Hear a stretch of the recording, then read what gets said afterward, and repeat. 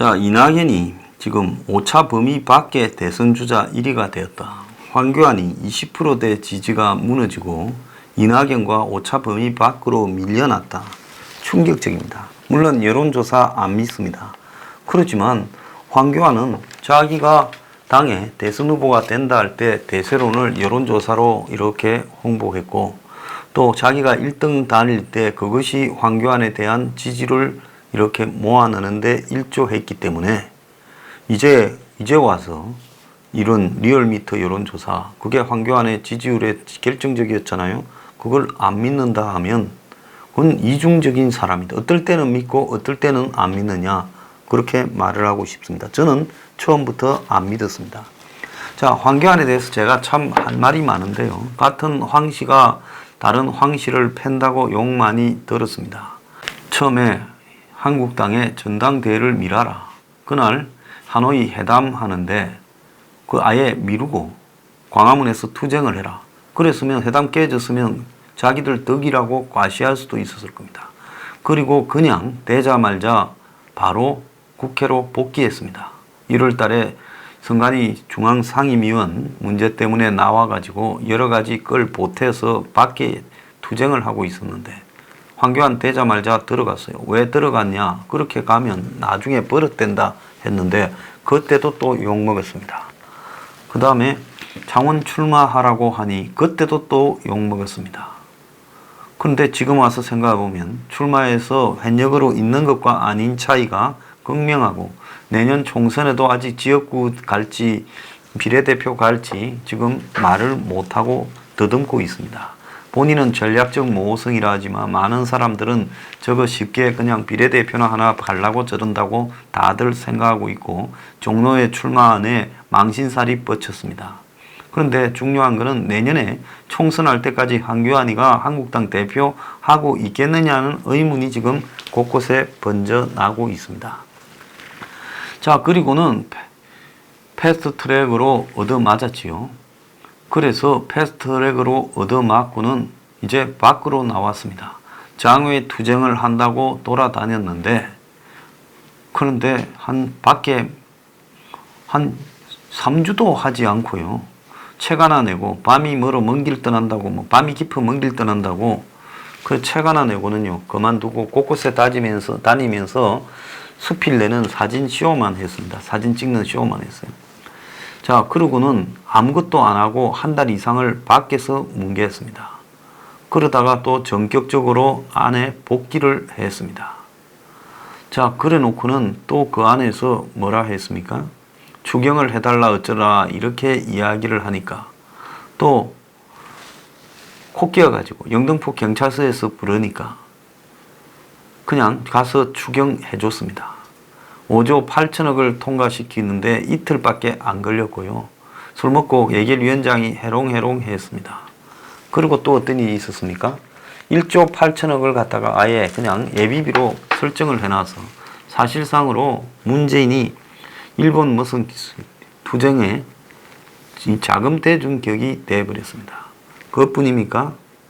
한국당이 전국에 명을 해서 지구당별로 다 일본 규탄한다 플래카드 붙여라 했습니다.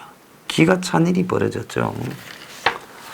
자, 이런 짓거리를 하고 다니고 싸우지 않고 또 7월 18일은 또 황교안이 먼저 제안해서 청와대에 들어가서 제대로 말도 못하고 기어 나왔습니다.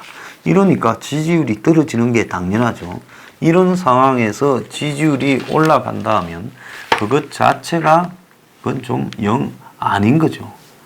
자, 그래서 장외로 나왔는데 투쟁조차도 제대로 하지 못했고, 그리고 패스트트랙을 막는다고 하루 그냥 몸싸움 했다가 59명이 걸려들었고 그게 코가 끼어서 또 기어들어갔고 추경까지 해줬습니다. 그리고 청와대 문재인 앞에서 말 한마디 제대로 못했습니다. 이런 황교안을 보고 한간에는 뭔가가 단단히 코가 끼어 있는 거다.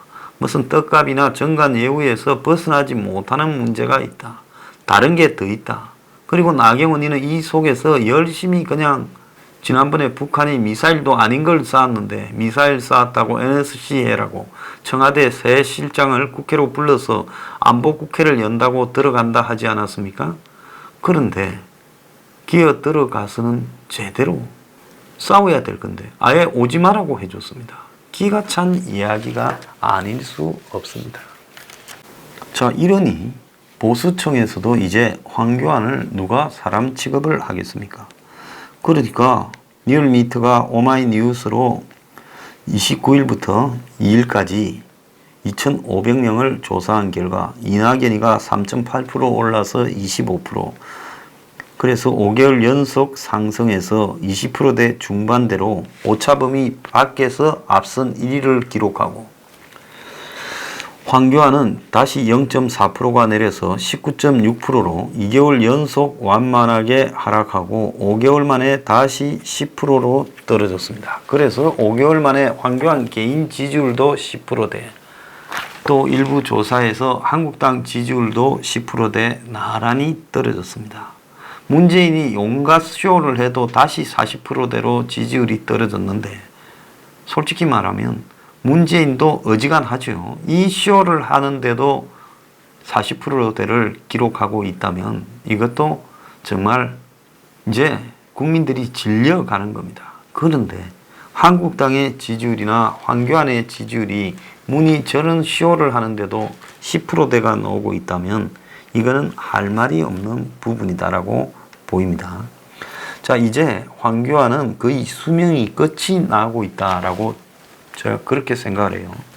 제가 잘 아는 어떤 젊은 사람은 한국당이 KBS 앞에 집회를 하는 걸 보고 어떻게 황장수 집회만도 MBC 집회만도 훨씬 못하냐, 사람도 반도 안 되고 열기도 훨씬 못하더라, 너네들 그렇게 당을 할 것 같으면 해체하고 황장수한테 가서 좀 배워라, 이런 말까지 한 사람도 있는 걸 제가 봤습니다. 자, 제가 뭐 과시하거나 자랑하려는 게 아니라요. 가는 길이 다른데 그런 소리 해서 뭐 하겠습니까? 그런데 한국당이 이제는 한계에 왔다라는 부분을 제가 말씀드리고 싶은 부분입니다.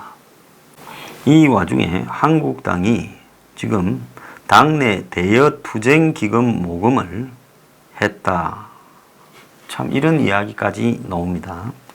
한국당 사무처가 지난달 말에 의원들에게 공문을 보내요.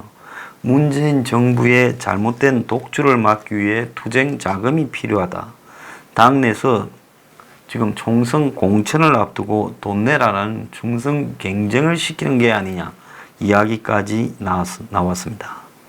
그래서 여당에서는 한국당 투쟁 모금 자금이 친일이다라고 비꼬고 있는데요. 한국당 사무총장은 투쟁 자금 모금이 5월 초부터 시작됐다. 이 5월 초가 어떨 때입니까? 4월 30일 날 4월 말에 패스트트랙 당하고 밖으로 나가서 텐트를 친다다가 텐트 안 치고 전국으로 돌아다니면서 장외 집회할 때가 5월 초입니다. 그때부터 일당의 정상적인 당무 활동으로 이런 걸 했다, 이렇게 말을 하고 있는데요. 자, 그런데 이런 거 저런 거 뭐 여야 논란을 떠나서요, 제가 이야기를 하고 싶은 거는, 자, 과거의 대표는 자기가 돈을 만들 재주가 있었습니다. 뭐 정치가 좋아져서 그걸 안 해도 좋다 합시다. 자, 한국당에 지금 정당에서의 보조금이 상당히 나옵니다. 그렇지 않습니까? 분기별로 수십억씩 나올 거예요. 그 돈을 다 어떻게 쓰고 투쟁하는데 돈을 모읍니까? 황장수 뉴스 브리핑 같은 조직도 지금 집회를 3번이나 했지만은 거기에 돈이 필요해서 후원금을 받지 않았습니다. 안 받는다고 공고를 했죠. 주겠다고 해도 거부했습니다. 그런데 어떻게 한국당이 싸움만 한다니까 이제 돈을 그대로 공문을 보냅니까? 의원들한테요. 좀 많이 잘못됐지 않아요? 너네들 공천 받으려면 당에 돈 더 내라. 돈으로 사람이 싸웁니까? 정신력으로 싸웁니까? 그래, 황교안이 나경원이가 손 흔들고 다닌 어울리지도 않는 그 뭡니까? 런어웨이. 그게 그런 돈으로 만드는 겁니까? 집회할 때마다 등장을 했더니요. 아마 한국당의 집회 비용은 이 황장수가 하는 집회 비용보다 한 10배는 더 들어갈 겁니다. 집회하면 돈이 들어가야 되는 이런 구시대적인 정당의 모양새로 이것들이 어떻게 새로운 정치를 할 수 있겠습니까? 투쟁에는요, 의지가 필요하고 각오가 필요한 거지. 어떻게 의원들한테 돈 내라고 할 수 있느냐. 이 자체가요, 썩어 문드러져도 보통 썩어 문드러지지 않은 한국 보수의 현 실태를 보여준다는 겁니다. 자, 보수단체들 집회하면 돈통 돌립니다. 그거 필요할지 몰라도 저는 그건 못마땅합니다. 돈이 없으면 돈이 없는 수준으로 하면 되죠. 돈 있고 집회합니까? 그러다 보니 이제 돈 벌라고 집회한다 소리까지도 나왔습니다.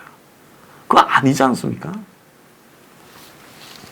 그래서 보수단체들이 과거의 관변의 행태를 벗지 못해서 집회만 하면 돈 거두고 하는 모양들이 저 엄청 보기 싫어서 적어도 나는 문을 닫을 때 닫더라도 싸울 때 돈 받지 않겠다 하는 각오는 단단히 하고 현장에서 돈통 안 돌리겠다. 그리고 명색이 평론을 하는 사람이 평론하면서 슈퍼챗이니 뭐니 해서 돈 받는 거 안 하겠다. 이런 부분에 대한 제 개인적 의지는 강력하게 갖고 왔습니다. 그런데 어떻게 당이 이런 짓거리를 할 수 있느냐. 뭐 당의 재산들이 한 30억이 다 넘으니까 부자들 빼고도 그러니까 돈 좀 내라 하는지 모르겠지만은 대표부터가요. 투쟁의 각오로서 싸워야지 텐트 치고 농성하고 예? 시청 앞에 수염 기르고 그리고 길거리에서 쓰러지듯이 끝까지 싸우는 그런 대중과 함께하는 투쟁력 그리고 거기에 또 공감하는 감성 능력 이런 것들이 필요하고 또 올바른 방향을 제기하는 새로운 비전 능력 이런 것들이 필요하지 대여 투쟁한다면서 돈을 모아요. 이거야말로 썩은 보수의 실체가 한국당임을 유심히 보여주는 거고요. 이런 정당이 존재해서는 저는 안 된다고 생각합니다. 최근에 보니까 무슨 보수 대연합을 만든다고 정치판에 떠돌아다니는 이슈 메이커들 불러가지고 무슨 교수가 행사한다고 떠들고 있어요. 제가 그걸 보면서 결국 저 뒤에 또 한국당에서 뒤에서 조정하는 거물 어원이 있다. 이런 소문까지 한간에 퍼지고 있습니다. 지금 한국당의 일부 지금 초선 뜻이 있는 사람들은 서민 포퓰리즘에 대해 물어오고요. 좀 보자 하고 저보고도 그럽니다. 저는 그 사람들이 정말로 이 한국당의 새로운 비전을 갖추는 그런 부분이 불가하다면 보수를 창조적 이 파괴를 해야 된다. 그래서 해쳐모여 다시 해야 된다. 그 속에서 소수라도 강건한 새로운 보수 세력이 변화에 충격을 줘야 되는 거지. 저 한국당은 누가 상대해도 이긴다. 저건 솔직히 말하면요. 누가 상대를 해도 이길 수 있는 정당이 되어버렸고 그 정당을 끌고 가는 리더들은 이미 사쿠라 대마왕이 되어버렸습니다. 그래서 대중들이 저 당을 인정을 안 하는 거예요. 이미 버림을 받고 받았어요. 친북 좌파 정권이 점령하고 있는 이 세상에서 당의 존립 가치가 저렇게 없는 정당을 저는 보수야당이 지금 도저히 있을 수 없는 일이라고 생각합니다. 많은 국민들이 경제를 망치고 안보를 망치고 이념적으로 갈라치기 해서 정오만 주입하는 이 문정권을 싫어합니다. 그러면 그 지지가 다 가만히 어지간만 해도 절로 모일 건데 저자들이 하는 행태가 문재인의 앞잡이 비슷한 행태를 벗어나지 못하고 있다는 겁니다. 자, 이렇다면 이건 수명이 다 됐다. 또 보수 진영 내부에서 수많은 권력 해바라기형 인물이 보수가 이렇게 망해가는데도요. 또 개인적으로 정치 좀 해볼까? 또 이참에 보수판을 좀 이렇게 발을 디뎌 볼까 하고 별의별 모임을 다 만들고 있습니다. 저는요, 그들이 그렇게 하기 전에 무엇 때문에 정치판에 얼쩡거리는가부터 한번 자기 반성을 해보기 바랍니다. 오늘날요, 보수의 최대 적은 한국당이자 황교안, 나경원입니다. 저걸 창조적 파괴로 해체시키지 않고 저걸 또 먹어보겠다고 황교안이 좀 있으면 무너질 거다. 그러면 황교안이 쫓아내기 위해 외곽에 범보수연합이니 누구한테 허락받았어요? 누구 연락해서 범보수연합이라고 이름 붙여요? 그래가 조직 하나 만들어갖고 좀 이따 황교안이 쫓아내고 이제 한국당과 그 범보수연합이 또 뭉쳐서 내년 총선을 대비한다. 또 쇼를 하겠죠? 그 관변 앞잡이를 몇 명 데려가면 그게 범보수연합이 됩니까?